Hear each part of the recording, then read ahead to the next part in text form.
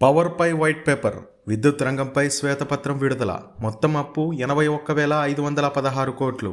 నష్టాల ఊబిలోకి విద్యుత్ రంగ సంస్థ. 62,641 కోట్ల నష్టంలో డిస్కంలు. శ్వేతపత్రాన్ని ప్రవేశపెట్టిన డిప్యూటీ సీఎం భట్టి.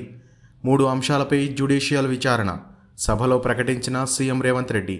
గత ప్రభుత్వం తీరుపై మండిపడ్డ అధికార పక్షం. అప్పులు చేసి ఆస్తులు పెంచామన్న జగదీష్ రెడ్డి. ప్లాంట్ల పేరుతో దోపిడీ చేశారన్న కోమటిరెడ్డి. జెన్కో అప్పులు రాష్ట్రం ఏర్పడే నాటికి 7,662 కోట్లు. ఇతర అప్పులు 5,107 కోట్ల రూపాయలు. 10 ఏళ్లలో చేసిన అప్పు 25,135 కోట్లు. కొత్తగా చేసిన ఇతర అప్పు 9,524 కోట్లు. మొత్తం రుణభారం అప్పట్లో 16,635 కోట్లు. తాజాగా అప్పుల భారం 53,963 కోట్లు. ట్రాన్స్కో అప్పులు రాష్ట్రం ఏర్పడే నాటికి 2,411 కోట్లు. ఇతర అప్పులు 2,897 కోట్లు. 10 ఏళ్లలో చేసిన అప్పు 8,119 కోట్లు. కొత్తగా చేసిన ఇతర అప్పు 8,719 కోట్లు. మొత్తం రుణభారం అప్పట్లో 6,277 కోట్ల రూపాయలు కాగా తాజాగా అప్పుల భారం 24,476 కోట్లు. డిస్కమ్ నష్టాలు 62,461 కోట్ల రూపాయలు. శాఖల బకాయిలు 28,842 కోట్ల రూపాయలు. లిఫ్ట్ ఇరిగేషన్ బిల్లు 14,193 కోట్ల రూపాయలు. ట్రూ అప్ ఛార్జీల డ్యూస్ 14,928 కోట్ల రూపాయలు. వ్యవసాయానికి కరెంటు సప్లై 19 గంటలే. 10 ఏళ్లలో కొత్త పంపు సెట్లు 9 లక్షలు. పవర్పై వైట్ పేపర్.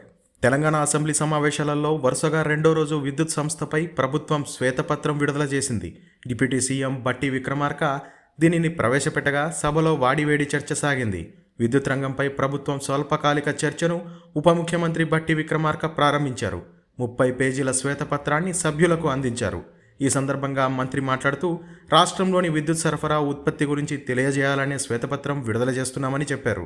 రాష్ట్ర ఆర్థిక పురోగతిలో విద్యుత్ రంగం కీలక పాత్ర పోషిస్తుందన్నారు.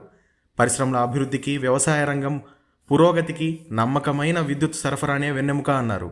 రవాణా, సమాచార రంగాల మనుగడకు విద్యుత్ సరఫరా చాలా ముఖ్యమని తెలిపారు. రాష్ట్ర ప్రజల నాణ్యమైన జీవనశైలి సూచించేది కూడా విద్యుత్తేనని చెప్పారు. ప్రభుత్వం తీరును ఎండగడుతూనే గతంలో ఎలా విద్యుత్తును సరఫరా చేశామో అని మాజీ మంత్రి జగదీష్ రెడ్డి చెప్పే ప్రయత్నం చేశారు.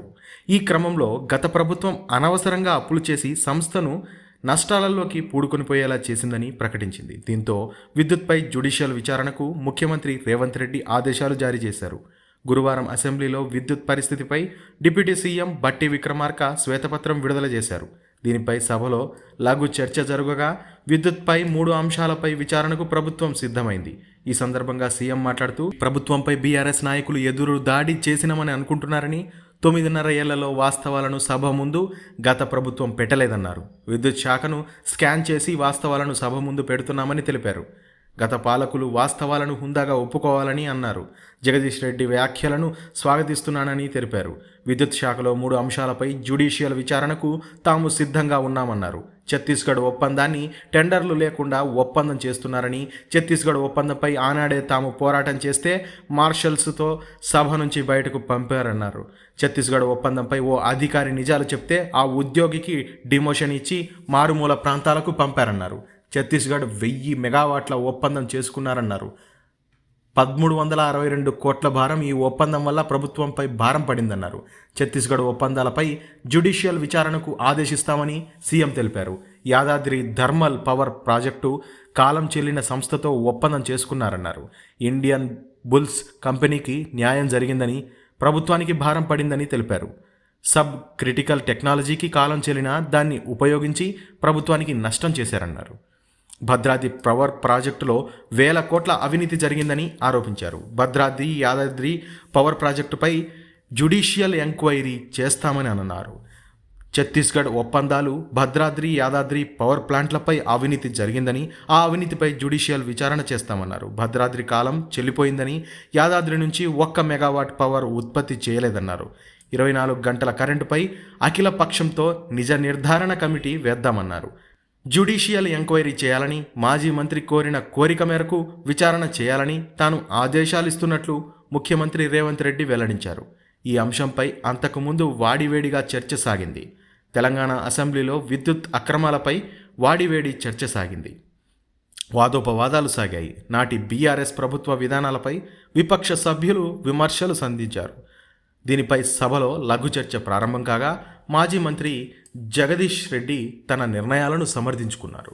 అయితే రాష్ట్రానికి సంబంధించినంత వరకు ఏ రంగం అభివృద్ధి చెందాలన్నా విద్యుత్ అవసరమని, అలాంటి విద్యుత్ ఉత్పత్తి, దీంట్లో ఇబ్బందులపై రాష్ట్ర ప్రజలకు వాస్తవ పరిస్థితులు తెలియాలనే ఆలోచనతో శ్వేతపత్రాన్ని ప్రవేశపెట్టినట్లు డిప్యూటీ సీఎం భట్టి తెలిపారు.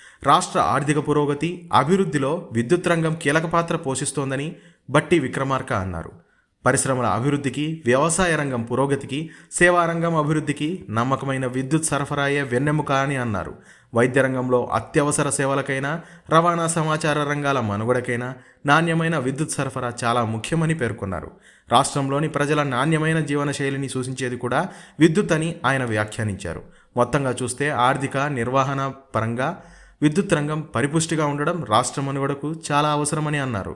తెలంగాణ రాష్ట్రం ఏర్పడే నాటికే జెన్కోలో విద్యుత్ సామర్థ్యం 4365.26 మెగావాట్లుగా ఉందని భట్టి విక్రమార్క పేర్కొన్నారు. రాష్ట్రం ఏర్పాటు కన్నా చాలా ముందుగానే ఆనాటి నాయకులు ముందు చూపుతో తెలంగాణలో 2960 మెగావాట్ల విద్యుత్ కేంద్రాలకు అవసరమైన ప్రణాళికా పనులు చేపట్టారన్నారు.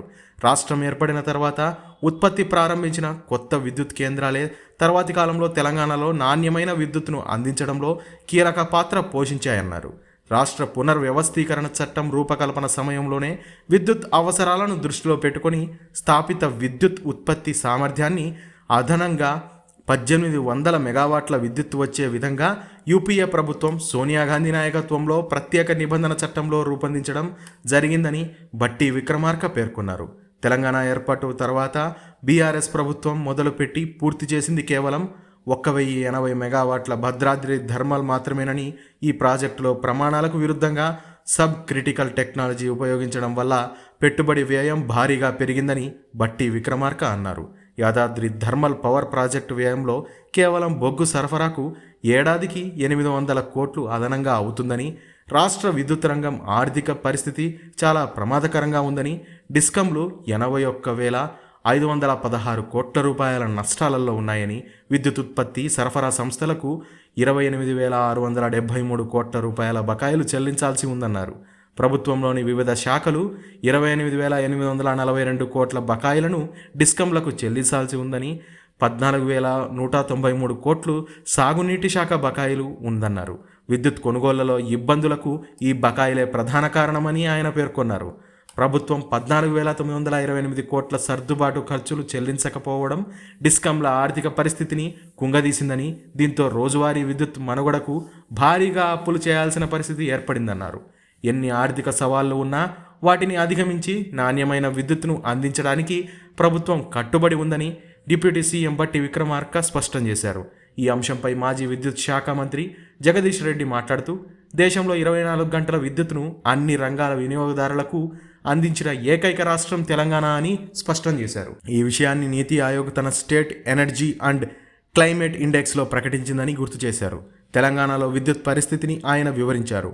2014 జూన్ 2 నాటికి విద్యుత్ సంస్థల ఆస్తులు 44,438 కోట్లు ఉంటే అప్పు 22,423 కోట్లు ఉండేదని జగదీష్ రెడ్డి తెలిపారు. ఇప్పుడు ఆ అప్పులు 81,116 కోట్లు అవగా ఆస్తుల విలువ 1,37,570 కోట్లకు పెంచామని వివరించారు. తెచ్చిన అప్పుతో ఎక్కడా నష్టం జరగలేదని, ఆస్తులు పెంచామని వివరించారు. ఆనాడు తెలంగాణ రాష్ట్రంలో పిల్లలకు పరీక్షలు వస్తున్నాయంటే పెద్దలకే పెద్ద పరీక్ష ఉండేదని గుర్తు చేశారు. పరీక్షలు వస్తున్నాయంటే కిరసనాయిల్ దేవులాడుకు రావడం, క్యాండిల్స్ కొనుక్కునే పరిస్థితి ఉండేదన్నారు. ఒకప్పుడు పల్లెలలో నీళ్లు కావాలంటే బోరుబావుల దగ్గరికి వెళ్ళి తెచ్చుకోవాల్సిన దుస్థితి ఉండేదన్నారు. అలా బోరుబావి దగ్గరికి పోయాక కరెంటు పోతే 2 గంటల, 3 గంటల, 4 గంటల, ఎన్ని గంటలు అక్కడే ఉండాలో తెలియని పరిస్థితి ఉండేదన్నారు. బిందెడు నీళ్లు లేకుండా ఇంటికి పోతే ఎసరు పెట్టే పరిస్థితి లేదని గుర్తు చేశారు. ఆనాడు పరిశ్రమలు, వాణిజ్య రంగం, వ్యాపార రంగం, జనరేటర్లు లేని ఏ ఒక్క షాపు, ఇన్వర్టర్ లేని ఇల్లు ఉండేదా అని ప్రశ్నించారు. ప్రపంచంలో పారిశ్రామికవేత్తలు ధర్నా చేసిన మొట్టమొదటి సందర్భం సమైక్య పాలనలోనే హైదరాబాద్లో జరిగిందని అన్నారు. ఇదే అంశంపై మంత్రి కోమటిరెడ్డి వెంకటరెడ్డి, బీఆర్ఎస్ ఎమ్మెల్యే జగదీష్ రెడ్డి మధ్య వాడివేడి చర్చ జరిగింది. ముఖ్యంగా యాదాద్రి థర్మల్ పవర్ ప్రాజెక్టులో పెద్ద కుంభకోణం జరిగిందని మంత్రి కోమటిరెడ్డి వెంకటరెడ్డి ఆరోపించారు. ఇందులో 10,000 కోట్లను జగదీష్ రెడ్డి తిన్నారని అన్నారు. మంత్రి కోమటిరెడ్డి చేసిన వ్యాఖ్యలపై జగదీష్ రెడ్డి ధీటుగా స్పందించారు. కోమటిరెడ్డి చేసిన ఆరోపణలపై సిట్టింగ్ జడ్జితో లేదా కమిషన్తో విచారణ జరిపించాలని ప్రభుత్వాన్ని జగదీష్ రెడ్డి కోరారు. ఆ విచారణలో దోషులు దొరికితే వాళ్లకు శిక్ష వేయాలన్నారు. లేదంటే ఆధారాలు లేకుండా అసంబద్ధ ఆరోపణలు చేసిన వారికి శిక్ష పడాలన్నారు. తప్పకుండా ఈ విషయం తేలాలని అన్నారు. ఇటువంటివి చాలా సందర్భాలలో బయట మాట్లాడుతుంటే విన్నానని, కానీ ఏ ఒక్కరోజు కూడా రియాక్ట్ కాలేదని చెప్పారు. ఇవన్నీ పనికి మాలిన మాటలు, అర్థం లేని ఆధారరహితమైన మాటలు అని అన్నారు. ఇవన్నీ రికార్డుల్లోకి రావాలనే ఇన్ని రోజులు వెయిట్ చేశానని, ఇవాళ రికార్డుల్లోకి వచ్చాయని అన్నారు. దీనిపై తప్పకుండా చర్యలు తీసుకోవాలని ప్రభుత్వాన్ని కోరారు. దీనిపై స్పందించిన రేవంత్ రెడ్డి 3 అంశాలపై జ్యుడిషియల్ ఎంక్వైరీ చేసేందుకు సిద్ధంగా ఉందని ప్రకటించారు. ఆ విచారణతో పాటు కోమటిరెడ్డి వెంకటరెడ్డి చేసిన ఆరోపణలపై కూడా విచారణ చేయాలన్నారు. వారు చేసిన ఆరోపణలు అసంబద్ధమైతే తప్పకుండా శిక్ష పడాల్సిన అవసరం ఉందని పునరుద్ఘాటించారు. అది మీరు చేయగలుగుతారా, ప్రజా కోర్టులో తేలుస్తామా అనేది చూడాలన్నారు. అయితే వాస్తవ పరిస్థితులను కాదని గతం గురించి మాజీ మంత్రి మాట్లాడడంపై సభా వ్యవహారాల మంత్రి శ్రీధర్ బాబు అభ్యంతరం చెప్పారు. తర్వాత ఎమ్మెల్యే రాజగోపాల్ రెడ్డి మాట్లాడుతూ విద్యుత్ పేరుతో అక్రమాలు జరిగాయని, దీనిపై సమగ్ర విచారణ జరగాల్సిందే అని అన్నారు.